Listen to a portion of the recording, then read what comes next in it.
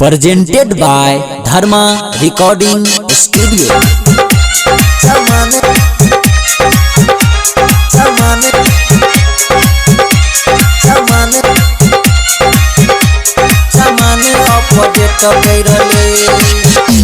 ठंडी में छौरी से टकरले सामान अपडेट करले।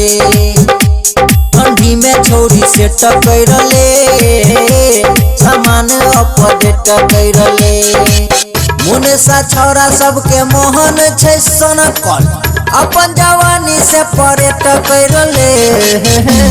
ठंडी में छौरी से टकरले सामान अपडेट करले। ठंडी में छौरी से टकरले सामान अपडेट करले। बुझली कि नहीं गे धर्मेंद्र सेना सामान सामान सामान सामान अपडेट करले। चढ़ल जवानी तोहर नया छो मशीन गे फोटवा के लाली तोहर बढ़िया पसीन गे बढ़िया पसीन गे। आए हाय चढ़ल जवानी तोहर नया छो मशीन गे फोटवा के लाली तोहर बढ़िया पसीन गे। कर क दीवाना के दिल पर घात गे जार लागे ठंडी में मानल न बात गे। चोली में छौरी चोली में छौरी गे चोली में छौरी से टकरले सामान अपडेट करले। ठंडी में छौरी से टकरले सामान अपडेट करले। आई बात मान पड़तो डीजे सुमित सतीश रैमा डीजे सामान सामान सामान सामान अपडेट करले।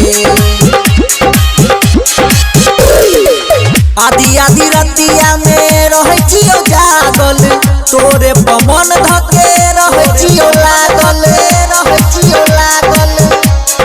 सुन ले आधी आधी रतिया में रहे छियो जागल तोरे पवन धके रहे छियो लागल। सोरहो सिंगार कके किछ नहीं केलही छोरा धर्मेंद्र के पर तू सतेलही। ऊपर से नीचा ऊपर से नीचा गे ऊपर से नीचा रे टकरले सामान अपडेट करले। ठंडी में छौरी से टकरले सामान अपडेट करले।